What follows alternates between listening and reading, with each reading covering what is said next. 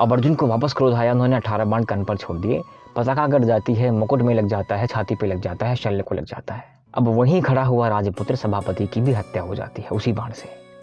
कौरव सेना भागने लगते हैं, हाहाकार मच जाता है कि हे कर्ण कुछ करो, नहीं तो अभी हमारा अंत निश्चित है। नमस्कार मित्रों, हम हैं मूल महाभारत के कर्ण पर्व में और लगभग 90 अध्याय समाप्त हो चुके हैं या 90वां अध्याय चल रहा है, जहां पर अभी अश्वसेन का प्रकरण समाप्त हुआ है। आज संभवतः कर्णवध भी हो जाएगा। मित्रों, आपके सपोर्ट के लिए बहुत बहुत धन्यवाद, आपके प्यार के लिए बहुत बहुत धन्यवाद और आपकी धमकियों के लिए बहुत बहुत धन्यवाद। कई सारी गालियाँ और धमकियाँ मिल चुकी हैं मुझे अभी तक। इवन कल एक धमकी ऐसी आई थी, कल या परसों के कमेंट में था, अगर आप पढ़ते होंगे जानते होंगे, कि अगर तुमने द्रोण पर्व नहीं पढ़ा तो चैनल डिसलाइक कर दूंगा, पूरा रिपोर्ट कर दूंगा, ये कर दूंगा। और अगली लाइन ये थी कि मैं आपका बहुत रिस्पेक्ट भी करता हूँ। तो मैंने कहा सर ऐसा रिस्पेक्ट मत करिए कि धमकी देकर आप रिस्पेक्ट कर रहे हैं। एनीवे, बहुत टाइम ना लेते हुए हम आगे बढ़ते हैं। और प्रकरण ऐसा था कि जब अश्वसेन और नागमुख बाण से अर्जुन बच जाते हैं तो कर्ण को आता है बहुत क्रोध। कर्ण ने एक साथ उठाकर 10 बाण मार दिए अर्जुन और कृष्ण पर। अर्जुन ने रिटेलिएट किया और अर्जुन ने 12 बाण मार दिए। अब अर्जुन को 12 बाण मारने के बाद, कृष्ण और अर्जुन को घायल करने के बाद कर्ण हंस पड़ता है और कर्ण की हंसी को अर्जुन सह नहीं पाता है, बर्दाश्त नहीं कर पाता। अब अर्जुन ने क्रोध में आके बड़े वेग से ऐसे बाणों की वर्षा कर दी कि कर्ण का कवच छिन्न भिन्न हो जाता है। कवच टूटने के बाद छाती में बाण लग जाते हैं, कर्ण घायल हो जाता है। कर्ण रक्त रंजित है, कुछ बाण यहाँ पे हथेलियों में लग जाते हैं तो ग्रिप नहीं बन पाती, धनुष पकड़ नहीं पाता, धनुष छूट जाता है उसका। धनुष छूट जाता है, चोट लग जाती है, अत्यंत पीड़ा होती है, कराह उठता है और कर्ण एक क्षण के लिए या कुछ समय के लिए घायल हो जाता है, मूर्छा आ जाती है। लेकिन अर्जुन यहाँ पे कर्ण को मारने की इच्छा प्रकट नहीं करते हैं कि मूर्छा आ गई है तो क्या हो गया, योद्धा है। अब अर्जुन जब उसको मारने की इच्छा प्रकट नहीं करते हैं, नहीं मारना चाह रहे हैं, तो कृष्ण कहते हैं कि तुम इतने शिथिल क्यों हो, शांत क्यों हो पार्थ, युद्ध करने आए हो या धर्म पाठ करने आए हो? कोई सामान्य पुरुष नहीं है कर्ण, महायोद्धा है, महावीर है और उसकी एक गति युद्ध करते करते ही हुई है।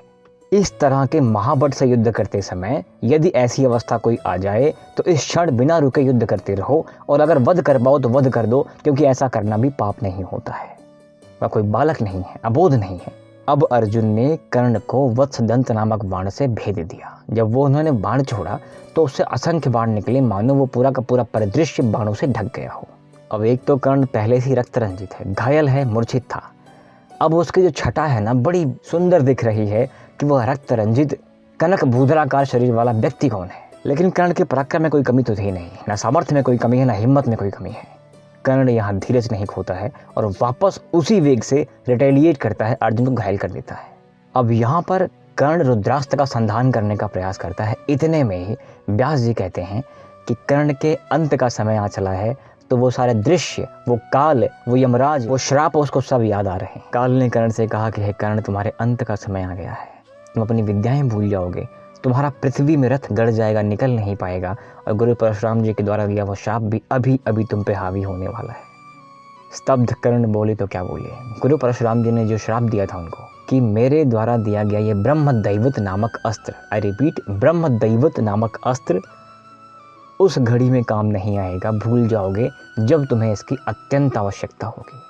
लेकिन इन सभी बातों में, ऐसे स्टैंसेस में भी एक महावीर महापराक्रमी कर्ण हारता नहीं है, डगमगाता नहीं है।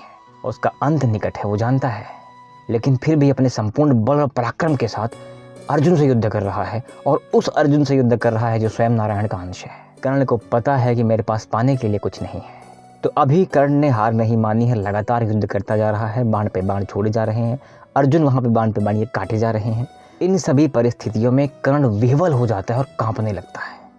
व्यास जी लिखते हैं कि कर्ण इन सभी दुखों को न सह सहने के कारण अपने हाथ उठाकर धर्म की दुहाई देता है कि धर्म बड़ी बेकार चीज़ है, धर्म बहुत गलत है, धर्म के लिए कुछ भी करो, धर्म तुम्हारा कभी साथ नहीं देता।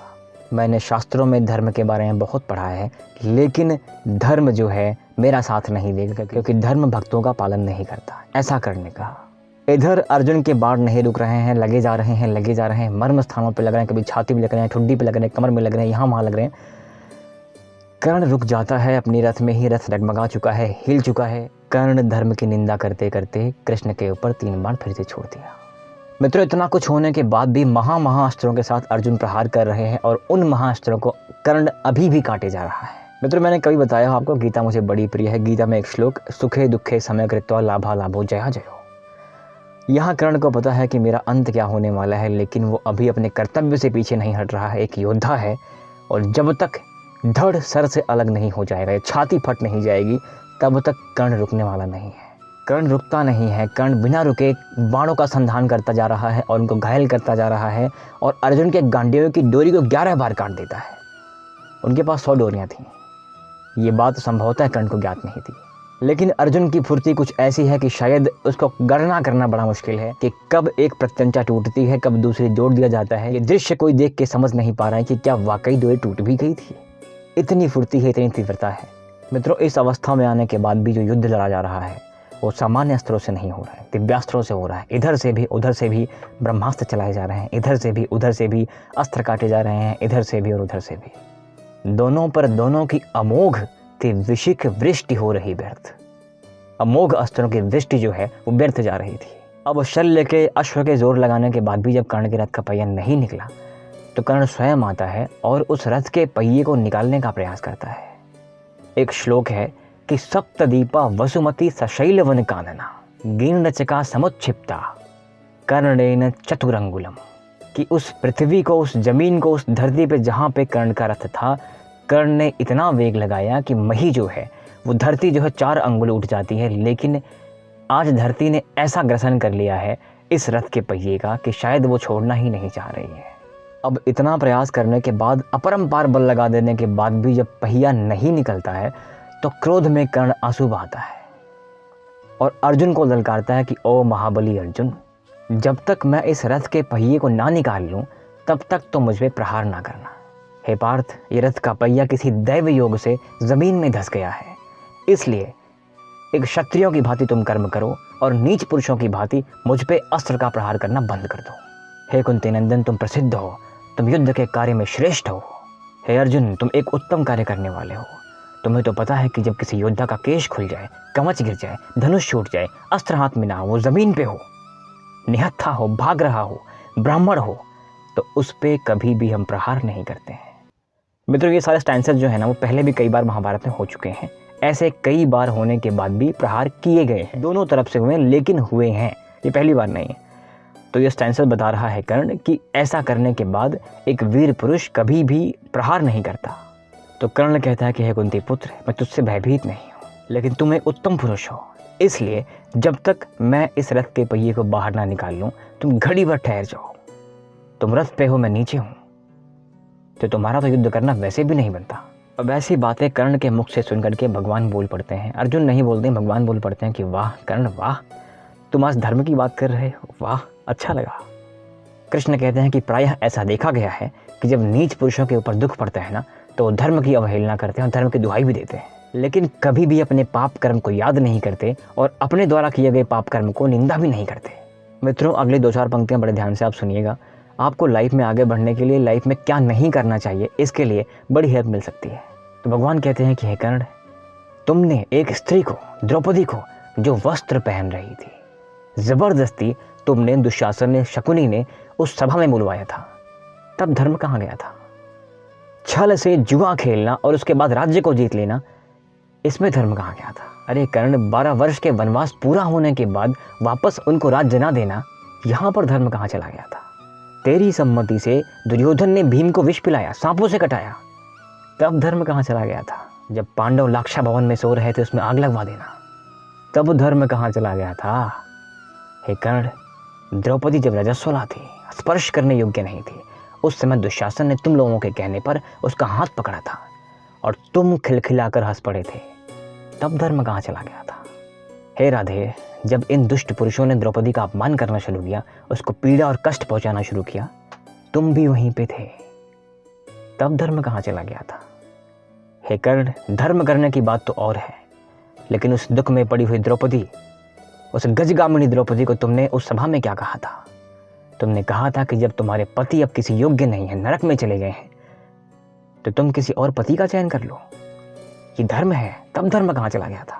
हे कर्ण, तुमने राज्य के लोभ से शकुनी के कहने पर पांडवों को जुआ खेलने के लिए पुनः बुलाया था, तब धर्म कहाँ चला गया था? हे कर्ण, युद्ध क्षेत्र में तुम तो योद्धा हो, अभिमन्यु को महारथियों ने घेर के निहत्थे बालक को मार दिया तुम्हारे सामने, तब धर्म कहाँ चला गया था? हे कर्ण, यदि तब धर्म कहीं नहीं था तो अब इस क्षण में अपनी तालू को सुखाने का कोई अर्थ नहीं है। तुम्हारा वध निश्चित है। संजय ने कहा कि हे महाराज, कृष्ण के ऐसा कहने के बाद लज्जा में कर्ण की नजरें झुक जाती हैं। कर्ण कुछ नहीं बोलता। ये स्थिति बड़ी दयनीय सी लग रही है मुझे। कई बार काव्य पढ़ना बड़ा मुश्किल सा हो जाता है। रश्मिरथी पढ़ते टाइम कई बार मेरे ही नहीं आप लोगों की आंखों में भी आंसू आ जाते हैं। दिनकर जी की शब्दावली ही ऐसी है। मैं अभी इस युद्ध के बाद रश्मिरथी की वो लाइनें पढ़ूंगा जहाँ कृष्ण कर्ण का संवाद हो रहा है। संजय कहते हैं कि हे भरतवंशी राजन, कर्ण के होठ क्रोध में फड़फड़ा रहे थे। वह पुनः धनुष उठाकर युद्ध करना शुरू कर देता है और कृष्ण की ऐसी बातें कहने के बाद अर्जुन का वो सारे दुख एक बार पुनः स्मरण हो जाते हैं और अपने पूरे वेग से, पूरी शक्तियों के साथ अर्जुन यहाँ पर एकाग्रचित्त होकर कर्ण के वध के लिए अब कामना करता है। अब एक बार पुनः भीषण युद्ध, अस्त्र पे अस्त्र, ब्रह्मास्त्र भी चलाए जा रहे हैं, दिव्यास्त्र भी चलाए जा रहे हैं, अग्न्यास्त्र भी चलाए जा रहे हैं और वरुणास्त्र भी चलाए जा रहे हैं। एक बार फिर से कर्ण भारी पड़ जाता है अर्जुन पर और उस क्षण उतर के वापस प्रयास करता है कि क्या पता रथ अब निकल जाए। मित्रों, कुछ भी आप सीखें, कुछ भी ना सीखें, फिर भी कर्ण से आप एक चीज़ जरूर सीखिएगा, जीवन में कभी हार नहीं मानना चाहिए। अब काफ़ी समय हो गया था युद्ध में और वो क्षण भी आ गया था कि अब कर्ण का वध कर दिया जाए। कृष्ण ने कहा कि प्रांजलिक अस्त्र का संधान करो। प्रांजलिक अस्त्र का संधान करने के बाद प्रकृति के छटा का एक विशेष वर्णन है कि कैसी छटा वहाँ पर रिएक्ट करती है। अंधकार छा जाता है, प्रलयंकर ध्वनि होती है और वह एक विशेष बाण था जिससे असुरों को भी जीता जा सकता था। अब वहाँ पर मंत्रोच्चार के साथ जब अर्जुन ने उस बाण का संधान किया, सभी दिशाओं, ऋषियों, महात्माओं, देवताओं से आशीर्वाद लिया और कर्ण के नाम पर उस बाण का संधान करके बोला कि यदि मैंने जीवन में कभी सत्य कार्य किया हो, यदि मैं सत्य का स्वरूप हूँ, तो ये बाण कर्ण का वध करके ही वापस लौटना। अब सत्य का सौगंध है और सत्य जिसके साथ खड़ा है, तो वह बाण तो निष्फल होना ही नहीं था। वो बाण जाता है और बाण के संधान करते ही कौरव सेना में हाहाकार कि अब हमें कर्ण विजय का उद्देश्य छोड़ देना चाहिए, आशा छोड़ देनी चाहिए। कर्ण विजय ही नहीं, कौरव विजय भी यहीं पर समाप्त होने वाली होती है। और वह बाण युद्ध के तीसरे पहर में कर्ण के सर को धड़ से अलग कर देता है। कर्ण के पिता सूर्यदेव अपने पुत्र का वध देखकर नदी में स्नान करने चले जाते हैं, क्योंकि सनातन में यह परंपरा है कि मृत्यु के बाद स्नान किया जाता है। और वहाँ उपस्थित लोगों ने देखा कि कर्ण का वध होने के बाद एक कैसे लालिमा निकल रही है उसके अंदर से। वह तेज पुंज सबको दिखता है और सब आश्चर्य में पड़ जाते हैं कि वाह कर्ण, वाह। कर्ण के वीरता पर देवता भी नतमस्तक हैं, कृष्ण भी नतमस्तक हैं, अर्जुन भी नतमस्तक हैं। वह वीर है, वह वीर है, वह वीर है, वह अमर है। तो फिर वह तेज पुंज जाकर के सूर्यदेव में समा जाता है। रश्मिरथी में कैसे इन पंक्तियों को लिखा गया है, बड़े ही मार्मिक तरीके से लिखा गया है। मुझे बड़ी प्रिय है रश्मिरथी, तो मैं एक बार रश्मिरथी का वो वाक्यांश पढ़ना चाह रहा हूँ जहाँ पर कृष्ण और कर्ण का संवाद होता है, कर्ण का वध होता है। तो रश्मिरथी के 7वें सर्ग में प्रसंग ये है कि जब कर्ण का वो रथ फंस जाता है और अर्जुन यहाँ प्रहार करना शुरू कर देते हैं, तो कर्ण से कहता है कि कुछ काम धर्म से तोलो, क्या कर रहे हो तुम। तो इसी पर कृष्ण जी ने क्या कर्ण को बोला था, मैं वही वाक्यांश पढ़ रहा हूँ। कृष्ण कहते हैं, प्रलापी ओ उजागर धर्म वाले, बड़ी निष्ठा बड़े सत्कर्म वाले, मरा अन्याय से अभिमन्यु जिस दिन, कहाँ पर सो रहा था धर्म उस दिन। हलाहल भीम को जिस दिन पड़ा था, कहाँ पर धर्म उस दिन धरा था। लगी थी आग जब लाक्षा भवन में, हंसा था धर्म क्या उस दिन भुवन में। सभा में द्रौपदी को खींच लाके, सुयोधन की उसे दासी बता के, चले बनवास को पांडव वह धर्म था क्या। शकुनियों का नहीं अपकर्म था क्या। अवधि कर पूर्ण वे लेकिन फिरे वे, असल में धर्म से ही थे गिरे वे। बड़े पापी हुए जो ताज मांगा, किया अन्याय अपना राज्य मांगा। नहीं धर्मार्थ वे क्यों हारते हैं, अधर्मी हैं शत्रु को मारते हैं। हम ही धर्मार्थ क्या दहते रहेंगे, सभी कुछ धर्म में सहते रहेंगे। कि देंगे धर्म को बल अन्य जन भी, तजेंगे क्रूरता छल अन्य जन भी।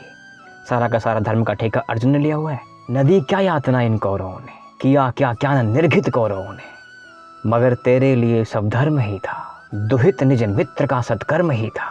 हंसा राधे यहाँ अब देर भी क्या, सुशोभन कर्म में अवसेर भी क्या। कृपा कुछ और क्यों दिखलाते नहीं हैं, सुदर्शन स्वयं क्यों उठाते नहीं हैं। अगली पंक्ति जो मुझे बड़ी प्रिय है और कभी कभी मैं जब बाइक चलाता हूँ या गाड़ी चलाता हूँ मेरे मुंह से निकल जाती है। सामने वाले व्यक्ति परेशान नहीं क्या कह रहा है ये, तो पंक्ति ये है, थके बहुविध स्वयं ललकार करके, गया थक पार्थ भी शर मार करके। और पंक्ति ये है कि मगर यह वक्ष है फटता नहीं है, प्रकाशित शीश है कटता नहीं है। शरों से मृत्यु झड़कर आ रही है, चतुर्दिक घेर कर मडला रही है। नहीं वह लीलती पर पास आकर, रुकी है भीति से अथवा लजाकर। जरा तो पूछिए वह क्यों डरी है। मृत्यु ये बाणों से आ तो रही है मेरे आसपास, लेकिन मेरी छाती नहीं फट रही है, ये शीश नहीं कट रहा है। एक बार पूछो ना कि मृत्यु मेरे पास क्यों नहीं आ रही है। कहा जो आपने वह सब सही है, मगर अपनी मुझे चिंता नहीं है। सुयोधन हेतु ही पछता रहा हूँ, बिना विजयी बनाए जा रहा हूँ। कर्ण की ये बातें देखिए, मित्रता कैसी है कि दिक्कत तो मुझे अपनी है ही नहीं, मर रहा हूँ, मर जाऊँगा। उस मित्र को बिना विजयी बनाए जा रहा हूँ, यही एक कष्ट है मुझे। उसके बाद धरती से कहता है कि महीले सौ पता हूँ आप रथ में, गगन में खोजता हूँ अन्य पथ में। भले ही लील ले इस काठ को तू, न पा सकती पुरुष विभ्राट को तू। आहा आलोक चंदन आन पहुँचा, विभाओ सूर्य की जय गान गाओ। मिलाओ तार किरणों के मिलाओ, प्रभा मंडल भरे झंकार बोलो। जगत की ज्योतियों निज द्वार खोलो। तपस्या रोच भूषित ला रहा हूँ, चढ़ा मैं रश्मि रथ पर आ रहा हूँ। कर्ण कहता है कि ये तो अंत हो रहा है, अब मैं कहीं और जा रहा हूँ, लेकिन जहाँ जा रहा हूँ ऐ तपस्याओं अपना द्वार खोल दो। मैं इस रश्मि रथ पर बैठ करके वहाँ आ रहा हूँ, सूर्यलोक में आ रहा हूँ, उस विभा मंडल में जा रहा हूँ, अनंत होने जा रहा हूँ अब मैं। तो मित्रों ये था कर्ण वध। इसके बाद क्या हुआ मिलते हैं अगली वीडियो में, संभवतः कल। Thank you very much, support करते रहिए और जल्द ही कोई नया खंडकाव्य या महाकाव्य या फिर कोई ऐसे ही कोई पुराण लेके आ जाऊँगा आपके समक्ष, आपके सामने। तब तक सपोर्ट करते रहिए। Thank you very much. जय हिंद।